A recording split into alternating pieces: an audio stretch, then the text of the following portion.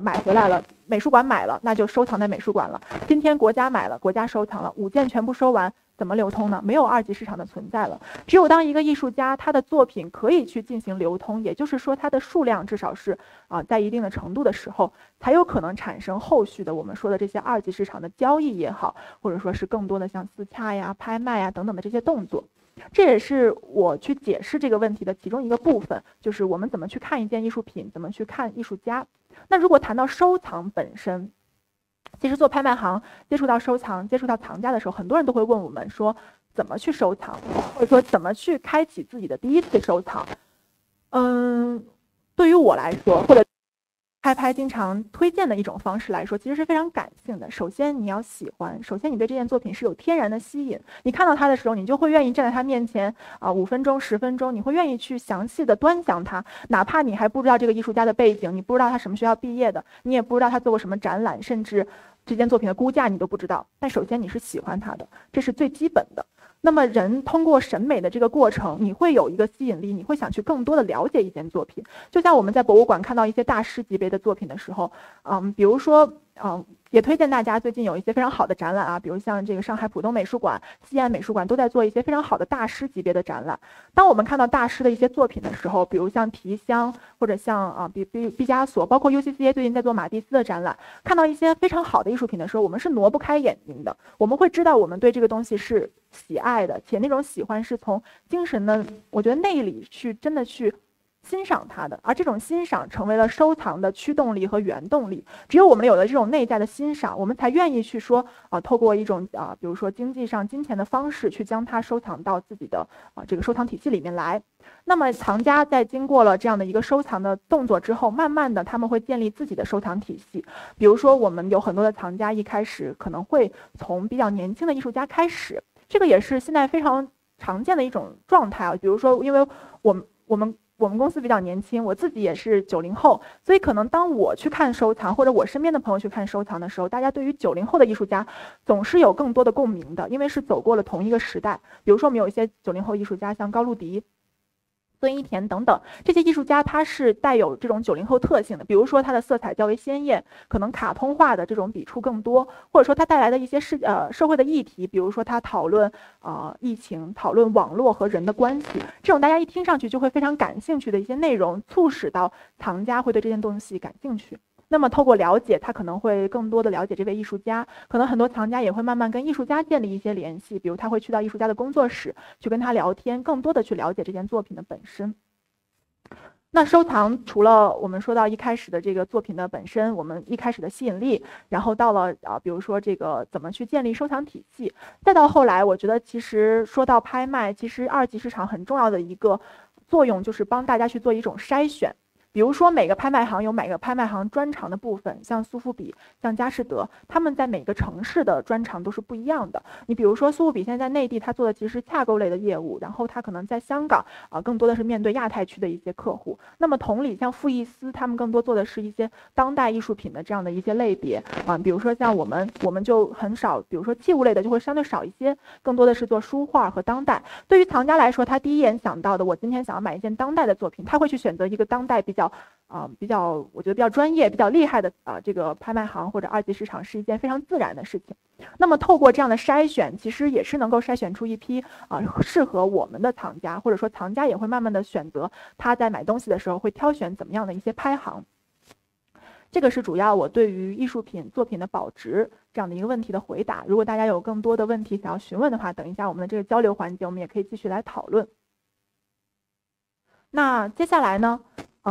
想要给大家最后讲到我自己，因为今天呢，其实我们讲到的是关于从拍卖师的角度看拍卖行业。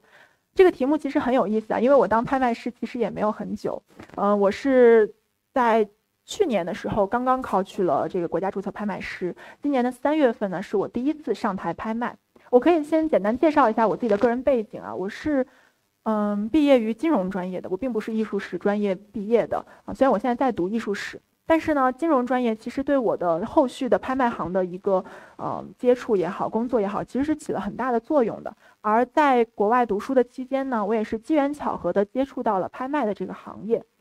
比如说我去看到了一些预展，然后去到了展览现场去感受艺术品。因为其实金融这个行业，我觉得是跟数字直接打交道的。就像我说的，可能较为冰冷，你需要对数字有非常高的敏感度，可能每天你要做的就是坐在电脑前去盯那些盘，去看数字的上上下下。而当我第一次接触到艺术品，看到画廊里挂的那些作品的时候，我第一次感觉到人其实对于美的东西可以是一种滋养自己的状态。我每天都看到不同的美的东西，我每一天都很快乐。也是因为这个原因，驱使我来到北京，机缘巧合来到了开拍。其实刚到开拍的时候，我是从市场部开始做起的。比如说我们刚刚可以给大家播放一下，比如像这个图片里面呢，是我们当时市场部做的一些活动。我们当时在 UCCA 做过了很大型的这种 party 的活动，然后也做过很多的这种线下的活动的策划，包括线上的这种比如说品宣啊等等的内容。在这个中间呢，也是开拍一直给了我很多的机会，让我去上台，无论是直播也好，或者是在拍卖前的这个宣传主持也好，让我去慢慢的接触到拍卖师的这个职业。我其实一开始接触拍卖师也是非常陌生的，从小的时候那个一锤定音的这种就是电视节目，到后来的一些电影，再到后来的陈良林，我也是慢慢去了解到拍卖师的这个行业。看上去拍卖师其实很简单，我报价，你们出价，我落锤。但其实实际上拍卖师是需要，我觉得眼观六路，耳听八方，你需要了解现场的所有人的状态，以及买家他们举牌的时候的一个感受。因为这样的一个了解呢，其实对于拍卖师怎么去报下一口价是非常有帮助的。而讲回拍卖师考试本身，其实如果要是有感兴趣的朋友呢，拍卖师考试呢每年是一次的这样的一个机会，然后拍卖师考试主要是分为2个部分，一部分呢是以笔试的内容为主，我们会接触到一些，比如像拍卖实务啊、拍卖法律啊，以及拍卖的这个内容上的一些实操的部分，我们去进行笔试的部分。接着呢，当通过了笔试之后，我们会进入到一个面试的部分。面试的部分主要分为几个部分，一个是开场的一个逻辑的这样的一个对答，然后就是报价，最后呢是一个模拟的拍卖。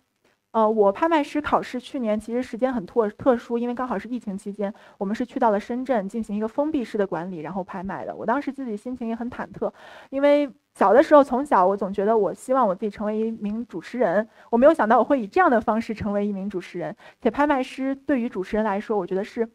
不同的2种概念，因为主持人更多的是控制全场的这样的一个内容他考虑的可能是更多的是内容方面的，而拍卖师除了内容以外，也要去考虑客人的出价以及这件作品最后如何成交，有这样的一个逻辑的思考在里面。所以透过这样的一个过程，慢慢一步走到了今天，也是从一个我觉得从一个艺术爱好者到艺术从业者，再到艺术的拍卖师。其实拍卖师我觉得本身是一个非常好的过程，让大家透过考拍卖师这个过程去了解到拍卖的行业。比如说，如果要是你们想要考拍卖师的话，前面我讲到的1、2级市场拍卖的、送拍的、参拍的流程，这些其实在拍卖师考试中都是有包含的。包括像一些保税的问题啊，这个个税的问题啊，佣金的问题等等这些法律上会遇到的问题，拍卖师考试中也是会去涵盖的。所以透过这样的一个考试，其实是让你更多的去了解拍卖的这个行业，且你可以去更自如的应对，比如说客人的问询，比如说我们应对这个市场上或者是工作中的一些情况。所以也是很推荐大家，如果要是感兴趣的话，也可以考虑去考取这样的一个拍卖师的这个资格证。那接下来呢，我今天留了给现场的各位小伙伴们的一个小彩蛋，因为大家来到现场非常幸运，非常感谢大家可以今天来到现场，所以我们现场的小伙伴呢有大部分手中是有一个号牌的。等一下呢，我们会模拟这一场就是宋坤老师的这件作品，我们做一个模拟的拍卖，但是因为时间有限，所以我们每个人，我觉得大家可以尝试一下，感受一下这个过程，然后我们不要把这个时间拖得太长。然后这件作品呢，我可以先给大家介绍一下，然后我们按照拍卖的这个流程，我们来走一遍这个感觉。然后现场的小伙伴们呢，可以举起你们的号牌，等一下。然后因为这个机会很难得，其实平时要在拍卖会上呢，大家举一下牌子，就像我刚刚说的，举一口就是一口了。我说10万，你们就得出10万。今天我们举了牌也没关系，就是为了让大家体验一下这个过程。那么我们从现在开始呢，就进入到这个拍卖的这样的一个环节中。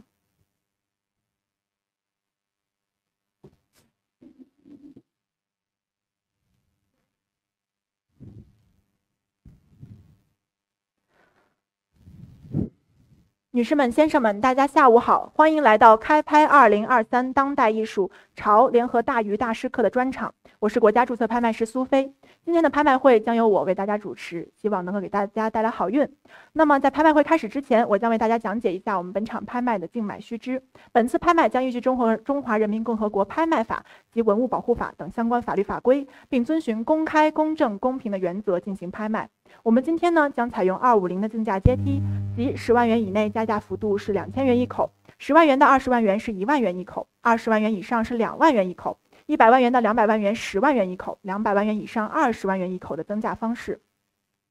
本次拍卖将采用线上线下同步进行的模式，顺序上将以网络出价优先，其次是现场的各位，然后是电话委托。当拍卖开始后，我将首先报出起拍价，您可以高举号牌或口头报价。当场上出现最高应价后呢，我将会口头提示最后一次，提醒各位竞买人最后的加价机会。如果没有人应价，我将会落锤以示成交。落锤后，请现场的买受人高举您手中的号牌，并现场请签署成交确认书。在这里呢，需要提醒各位，您的出价是具有法律效应的，已经出价不得反悔。最后，感谢各位的聆听，在这里也预祝大家能够买到心仪的拍品。我们今天的拍卖会现在开始。我们现在要拍的这件呢，是来自宋坤老师的作品 Lot 001号，这就是我的生活。起拍价我们以100万元起拍，有没有应价的呢？100万元。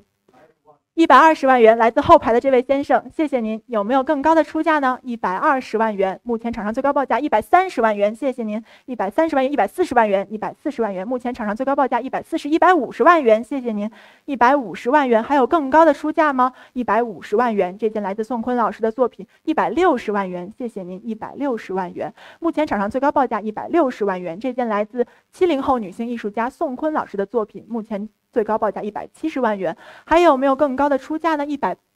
万元。好的，谢谢前排的这位女士，200万元。目前我们场上的报价来到了200万元，220万元，谢谢您。220万元，还有没有更高的出价呢？220万元，来自后排的这位女士，200。我们目前的阶梯呢是走的是2580的阶梯，您可以接受240万元吗？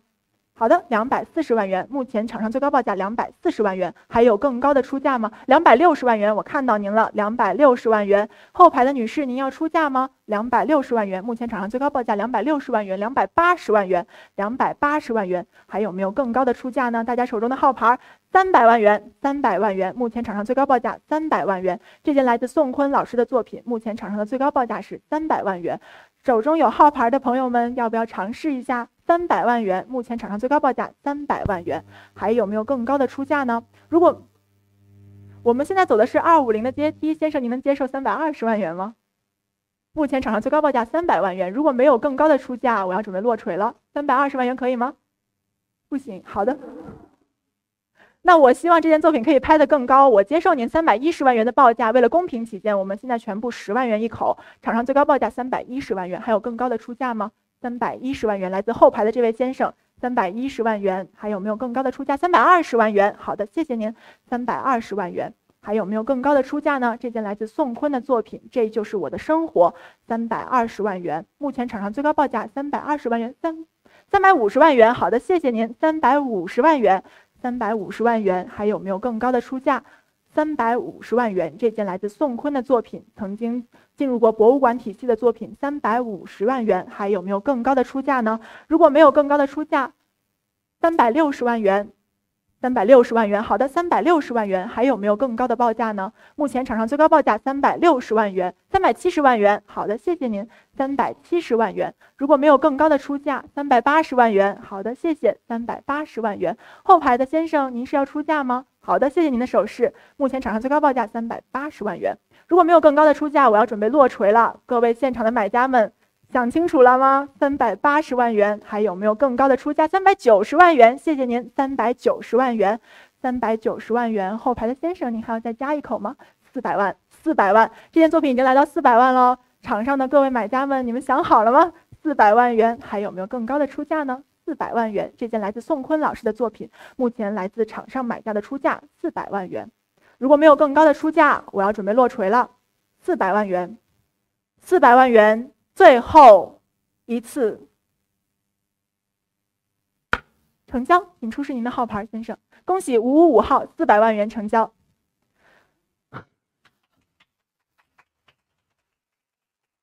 谢谢大家，也感谢大家踊跃的参与啊！就是我觉得这个过程其实很有意思，也是让大家体验了一下这个拍卖的场景。当然了，如果大家感兴趣的话，也欢迎大家下次来到我们的秋拍现场，来到我们的主题拍现场，现场感受一下举牌的快乐。那到这里呢，我们今天的这个分享呢，就差不多了。接下来呢，我们会提供给大家一段时间，我们可以有一个交流，有任何的问题大家都可以提出来，我们可以聊聊天、唠唠嗑。有没有什么想要问的问题？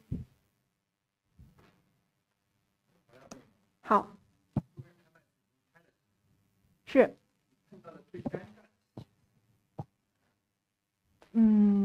谢谢您的问题。我觉得这个问题很有意思，因为对于拍卖师来说，他可能我自己第一想到的最尴尬的事情可能是，没有人出价，或者说是这件作品要流拍。但其实事实上并不是这样的。事实上最尴尬的事情是很多人出价，但是我可能忘记了上一口价是多少钱，或者上一口价来自于谁。这个时候真的非常紧张，因为只有你自己知道是谁，你不可能问着大家，你说刚刚谁出的价，谁给我再举一次手，对吧？肯定是要我要去做这个，我知道是你出的价，那么就是你。所以这个其实是需要去锻炼的。我觉得我有回答到您的问题吗？这个是一个很好的问题。拍卖师考试的时候会教我们手是要一直拿着的。这个手的作用就是我定位，比如说这位女士是谁。那么价格呢？拍卖师就是现场拍卖的时候，我们会有一个大屏，这个大屏会实时的竞价，就是多少钱，我们会有一个大屏。所以只要我定位的是谁，我再看一眼大屏，我基本上可以确定我不会出丑。对，是的。好。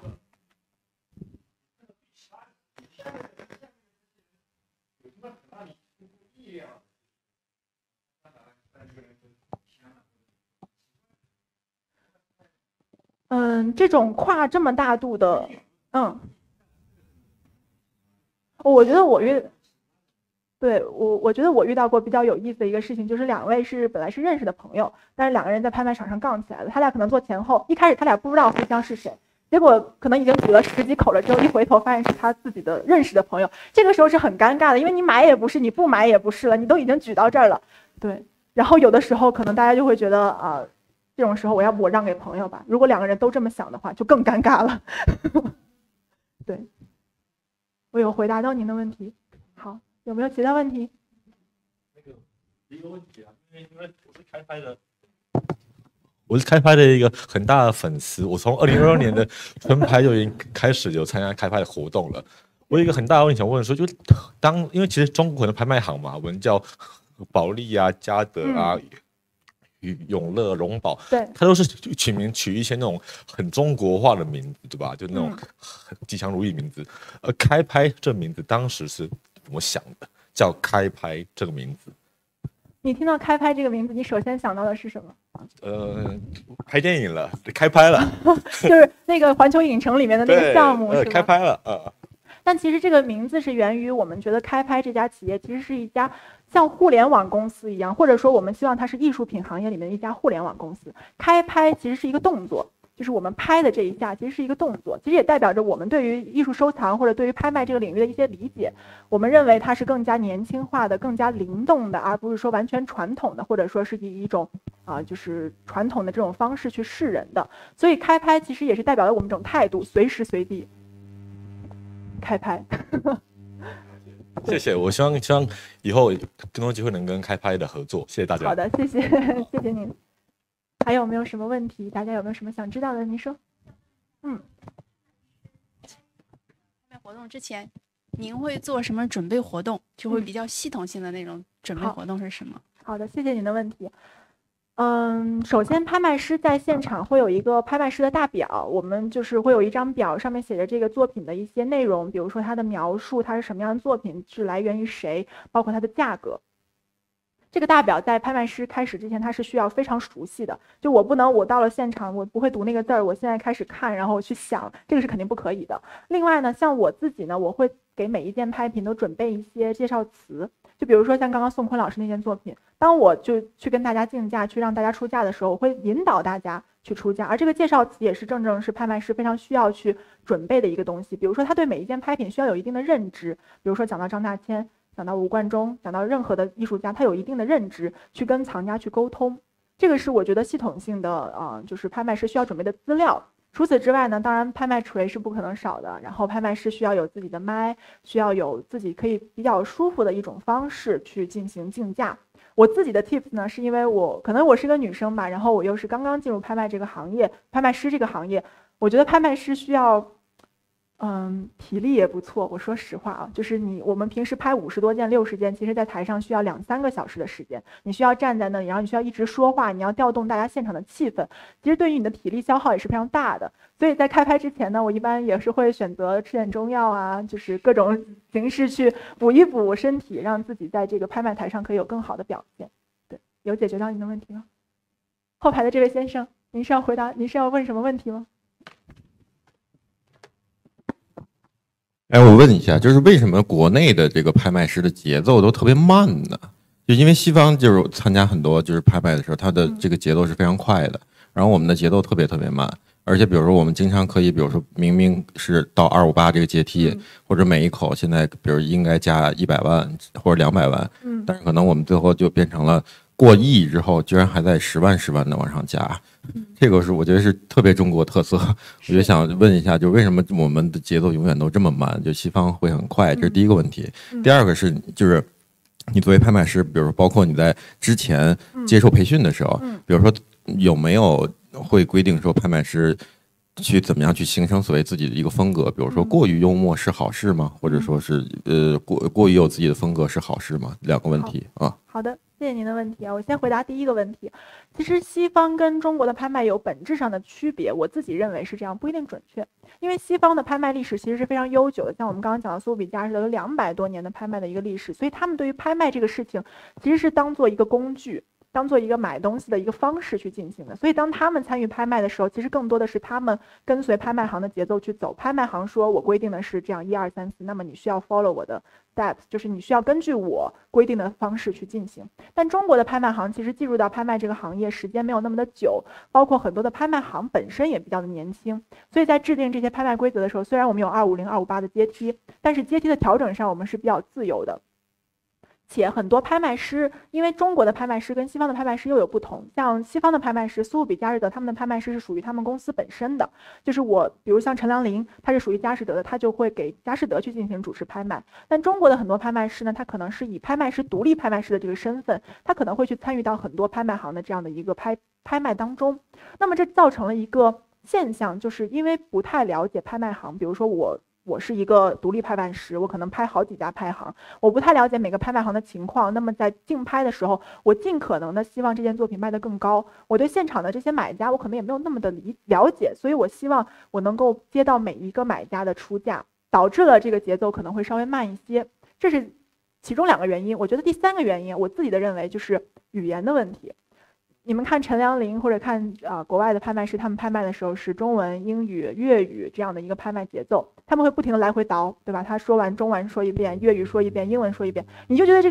件事情非常的 smooth， 非常的快，非常的舒服。但是中国的拍卖师都是讲普通话的，我就一直重复400万、400万、400万、400万，可能我讲的并不是那么多次，但是你听上去可能就会觉得时间好像已经过了很久，好像我一直在催促你加价。我觉得也有这个原因在，不一定准确。这是3点，我觉得可以解答到你第一个问题的。然后第2个问题呢，你要不再重复一遍你的第2个问题？我都忘了我第2个问题问的什么。个人这个风格吧， okay, 风格 okay. 就是对啊，你怎么考虑风格这事儿？比如过于幽默，或者你过于强势，当然怎么着，我觉得过于都不好啊。是，对，你怎么看？我觉得个人风格的形成，其实在拍卖考试中是没有太多的去提及的。拍卖考试更像是一个集训营。我说实话，就是中拍协为我们准备这个拍卖考试，是希望我们进入一个程序化的训练，然后训练完之后，我们能成为一个合格的拍卖师。但是从合格的拍卖师到一个优秀的拍卖师，我觉得是需要一段时间的积累，且你自己要形成一个自己比较舒服的风格。比如说有些拍卖师他喜欢比如说跟你唠唠嗑，跟你聊聊天儿。有些拍卖师就是一板一眼的，这个个人的风格，我觉得跟他本身和他所处的这个公司也有关系。比如有一些拍卖公司，它本来就是比较活泼的，那有一些拍卖公司，它可能就是比较严肃，它不需要拍卖师去说过多的这些内容，这个可能也是有一部分的原因。如果刚刚像您提到的，比如像过于幽默是否是一件好事儿，我觉得这个分场合。假如今天是一场慈善拍卖，我觉得拍卖师非常幽默是一件非常好的事情，就是调动所有人的气氛，能多加几口多加几口。但如果假如今天是一件件件都是过5000万、过亿的作品的时候，过于幽默可能会让整个节奏过于的拖沓，可能对于最后的结果没有那么的理想。但是这个我觉得也是取决于拍卖师如何去运用幽默的这个特质啊。如果他幽默的来，他又能调动你的情绪，让你多出一口的话，那我觉得幽默也不失为一件坏事。但是就像您刚刚说的，其实任何事情都是应该要把握一个度嘛，而且在不同的情况下也是要进行一个调节。对，有的回答到您的问题吗？谢谢。我最后一个问题，我忽然想到，就是那个对于拍卖师来讲，你觉得就是他最终极的那个成果或者成就，是不是就是只要是他能够用他的各种各样的不论什么能力，只要能够让这个最后的成交额越高，这个就是他的成功，这是不是他的最大的那个成功？我觉得对于拍卖师来说，最后成交的这个价格固然重要，但是一场拍卖会如何进行，如何成功的举办，也是一件非常重要的事情。比如说，我为了这件作品能拍得更高，我为了这件作品一下拍了30分钟，其他的藏家全都跑了，这个也不是一件成功的事情，我觉得。但是当然了，在合理的范围内让一件作品能够拍得更高，是一件我觉得优秀拍卖师要做到的事情，且不让人觉得很压抑、很烦，一直催促。通过什么样的方式去引导大家去出价，我觉得这个是拍卖师需要学习和成长的一个部分吧。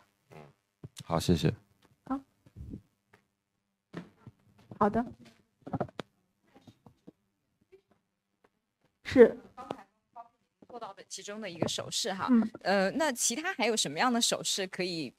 帮我们展现一下？这是第一个问题。第二个问题就是关于女性，在拍卖师的这个行业当中。您觉得会有怎样的一些优势，或者说不足？好的，谢谢您的问题。第一个问题关于手势，就像刚刚我在模拟拍卖里面有做到的，比如说像这种定位，这其实是在比如说您出价了之后，我定到您这里，是代表您是刚刚上一个出价的。那么其实这个不是一个必须的手势，就是说我也可以把手放下来，然后下一个出价的时候我再去指另外一个人。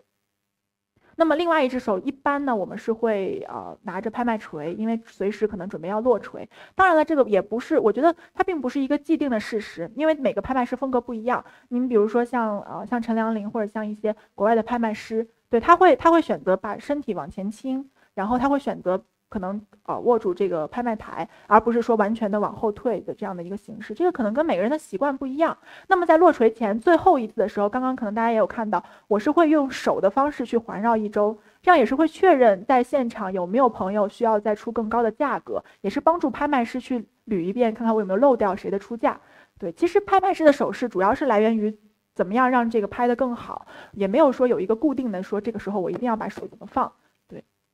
不知道有没有解答到您的问题啊？第二个问题关于女性的这一块，我觉得，这个问题可以这么看吧，就是我觉得女性本身可能，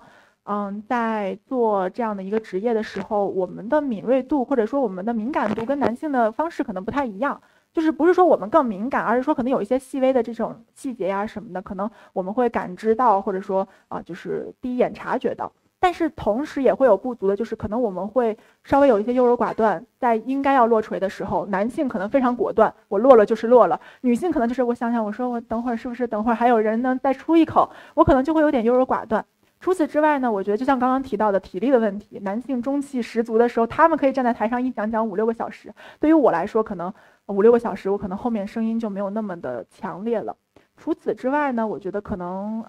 比如说跟客户之间的互动。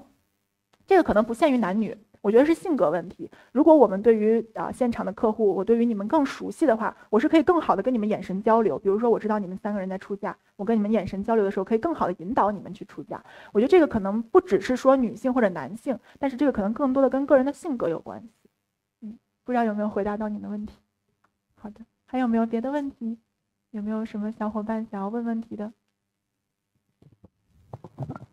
你好，我们那个大鱼大师课线上的一位粉丝想问一下，在哪里可以学习拍卖？然后这个拍卖资格、拍卖师资格证好考吗？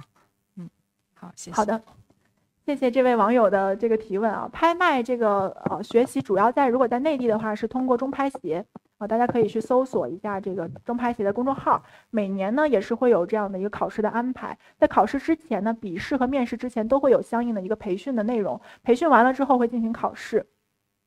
那如果比如说想要入行拍卖的话，我觉得比较好的一种方式就是，比如可以到拍卖公司进行实习，或者是这样短期的一些项目。比如说，一般在拍卖公司春拍和秋拍之前，我们都会有一些实习生，会邀请一些，就是会找到一些学校的毕业生啊，或者等等这些学生去进行实习。我觉得只有在大家充分去了解这个行业之后，可能对拍卖会有一个更全面的了解，因为很多人考拍卖师，当时我考拍卖师的时候，不只是艺术品拍卖，有很多的拍卖。其实今天我没有讲到那么细啊，因为我们今天时间有限。其实拍卖这个东西本身，除了艺术品拍卖之外，我们也有土地拍卖、车辆拍卖包括电缆拍卖、这个公物拍卖，包括这种就是破产重组等等这种各种门类的拍卖。所以其实行业不同，面对的拍卖的风格也会不一样。如果对于拍卖师这个行业感兴趣的话，可以挑选一个自己比较感兴趣的领域去介入，然后再去考取这个拍卖师的资格。基本上来讲，1年的时间吧，就是从笔试到面试，然后最后完成这个整个拍卖师的考试。对，没事。还有没有其他的问题？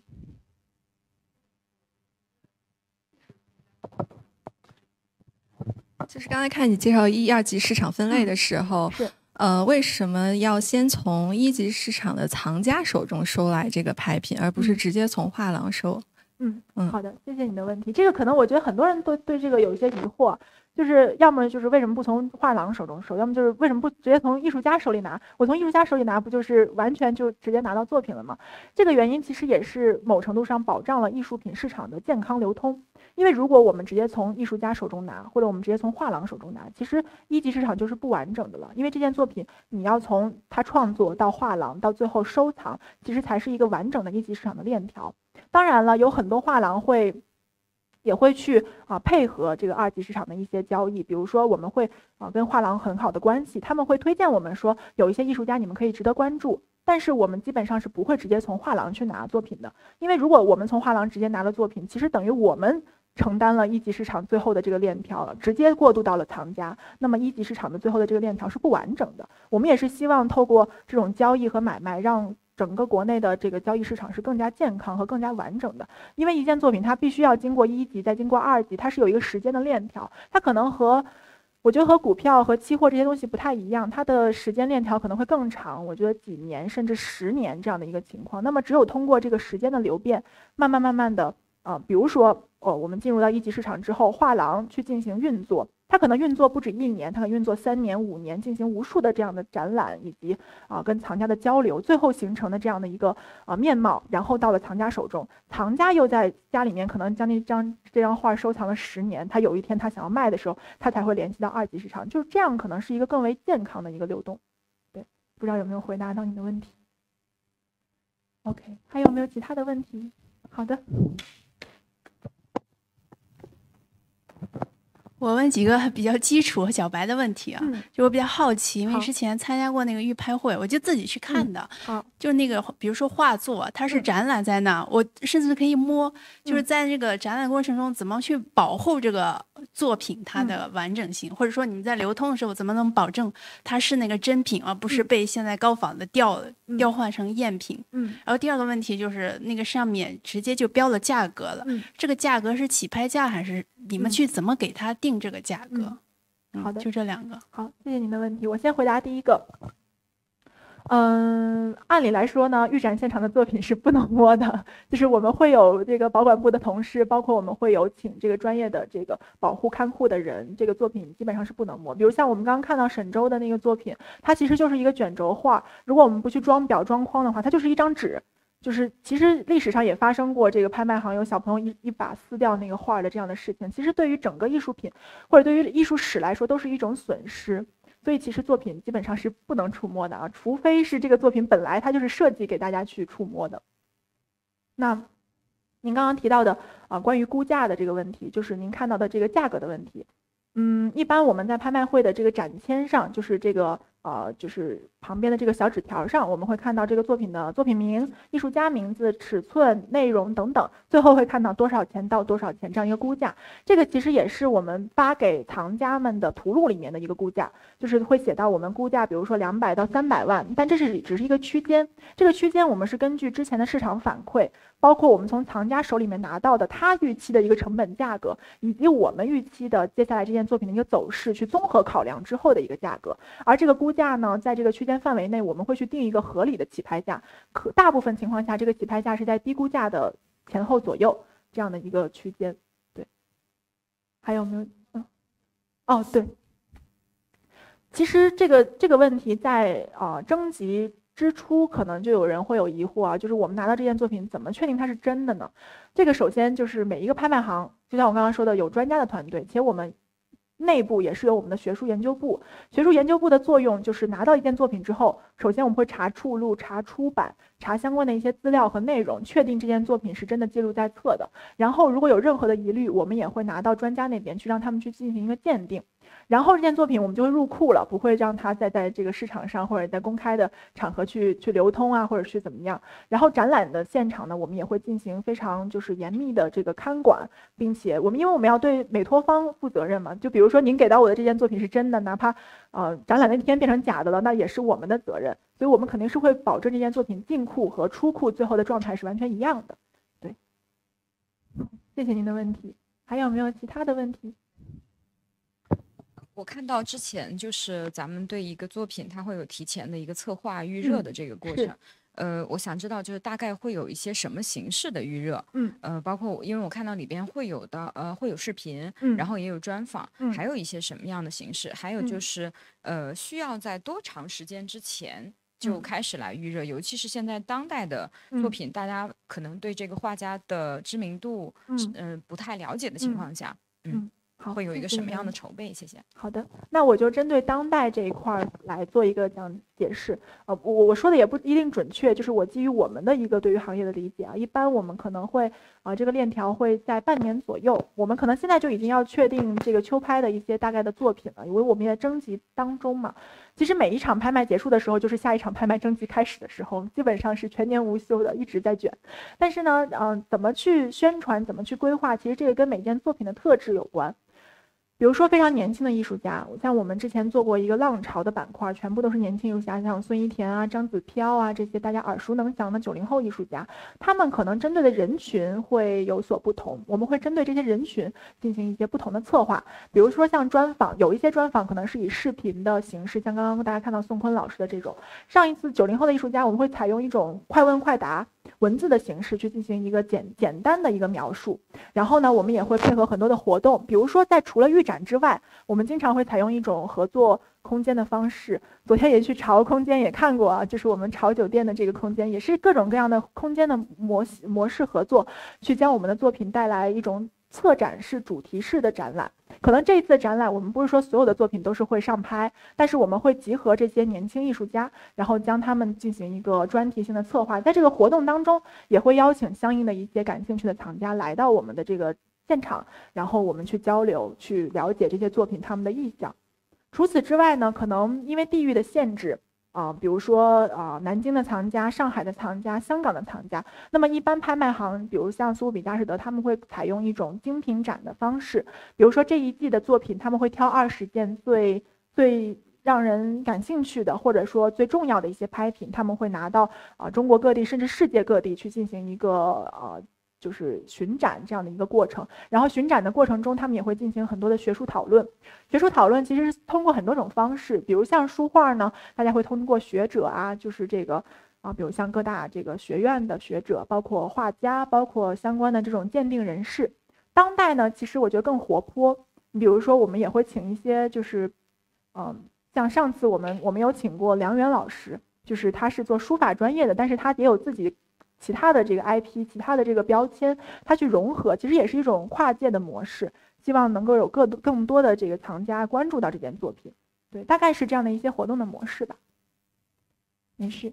有没有别的其他的问题？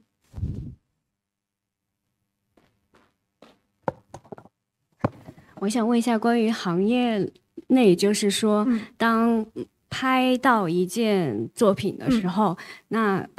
需要缴纳一定的费用。那这个费用的包含的体系是有哪些？可能是拍卖行的付佣金啊，是的，或者是还有其他的一些保险啊，或者相关的费用。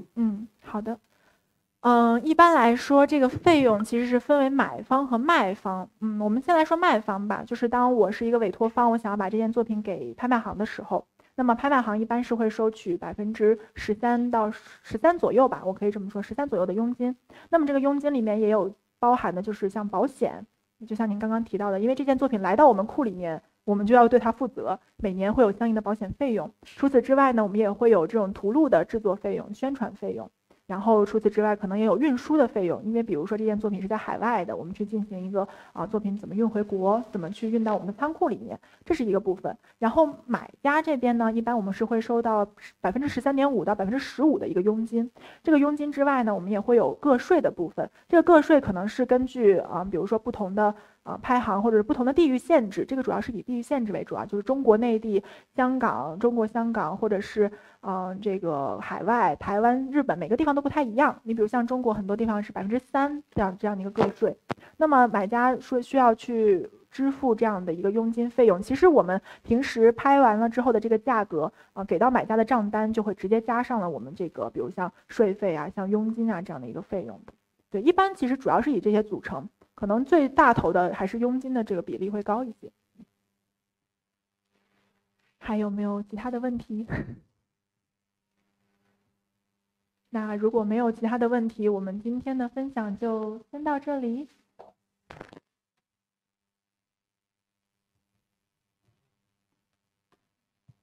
线上的也没有什么其他的。那我们今天时间也差不多了。好，再次感谢苏苏老师，真的在短短时间里给我们带来一个非常精彩、有趣、互动，而且也非常专业的一个分享。对，谢谢苏苏老师，谢谢大家。大家不只了解了拍卖师这个行业，而且我觉得你带我们进入到了一个这个拍卖也是很神秘又充满魅力的这么一个领域，而且我们也了解到开拍公司真的是作为一个年轻的拍卖公司，它在这个方向做出来一些很不一样的贡献和努力。是，所以希望大家也跟我一样，也是很有收获。那么，谢谢苏苏老师。我们未来 Insider Talk 也是希望邀请到各行各业，像苏苏老师，或者你们只要有独立的、有想法，然后有独特的一些经验，然后愿意分享给大家的，都可以来找我们一起参与。然后我们也会和潮一起把这样一个知识线下分享的品牌一起做下去。所以再次谢谢今天到场的各位参与，我们下次再见。谢谢大家。拜拜。